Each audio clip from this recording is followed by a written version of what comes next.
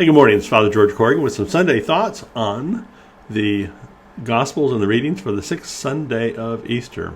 Today's Gospel is a continuation of last week's Gospel of I am the vine, you are the branches, where Jesus continues to not only tell us to remain and to abide in Him, to dwell in Him, but also that thought of love. And love is just all over, the readings for the day.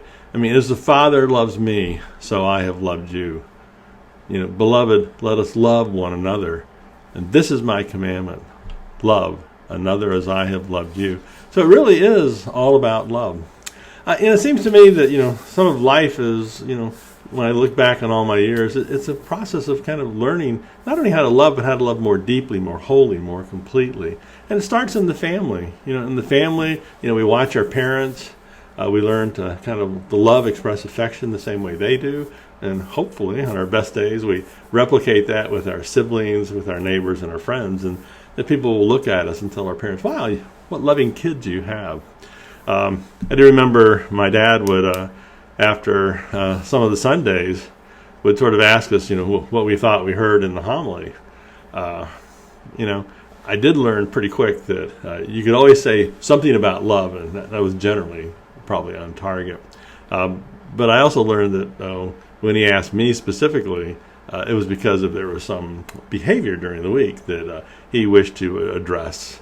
And he basically said, was that a loving thing, to do the way you treated your sisters or your friends?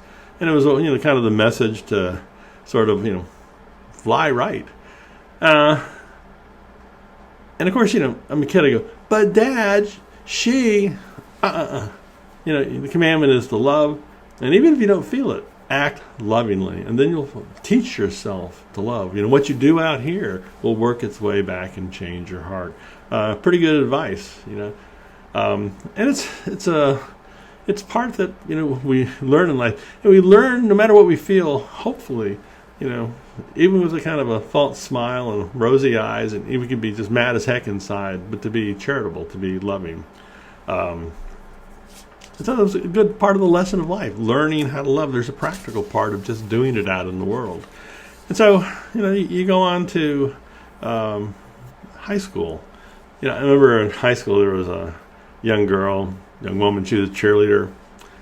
She's also a valedictorian. And she just had this wry sense of humor I really liked. And I chose her, if you will, as the sort of object of my affection. Alas, she had affection for someone else. What you gonna do?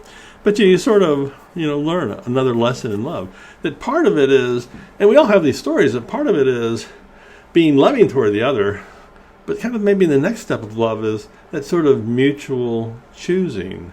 That part of, that yes, willing to give a little more of oneself, a little more, to move from being sort of, smitten to being enamored, but, to finally say, yes, this is the one. This is the one to whom I could give myself completely wholly, and ask that I receive them completely. So it is that part of us as we continue to kind of learn to love. And then, the disappointment, sometimes we have those moments where we're kind of like, is anyone ever going to choose me?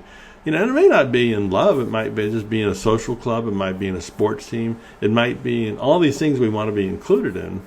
There's a part of us that wants to be loved, wants to belong, wants to be chosen. And in those moments, I think this gospel most especially speaks to us, where Jesus says, hey, it wasn't you who chose me, but I who chose you and appointed you to go and bear fruit. I mean, that amazing part. We were chosen. I mean, apologies to the ongoing series, but we are the chosen. We have been chosen by Christ, chosen by the one who is the Lord, the King who prepares the bountiful feast for the servants, the farmer who casts the seed widely, that may grow good fruit. The fisherman who continually throws in the net to kind of haul us in. And we can be completely clueless about this, but we are the ones who not only are chosen, but Christ just continues to show him. He is the prodigal father waiting for his recalcitrant sons and daughters to return, and he will run out and hold back nothing of himself to greet us and to hold us and to love us. Christ has chosen us. But the question is, have we chosen him? For his love is a love that demands an answer. And so in this family of life, in our family, we learn to love. We have our own experiences in our own life, but it comes to this point to prepare us to say that yes, Christ, who held back nothing of himself for himself, who gave himself up for us, how will we respond? Will we return?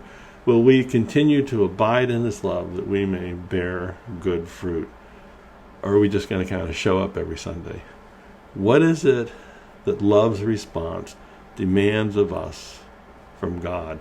The God who held back nothing, gave us his only Son. The God who is the fountain fullness of this love and compassion in the world that overflows, and it says is poured into our life, as Paul says in 2 Corinthians, poured into our life that we may bear good fruit. And so, we are chosen. And God asks that we abide in him, in a sense, to choose him also, to give ourselves completely to him. Why? It's as the gospel says, so that my joy may be in you, and your joy may be complete. Amen.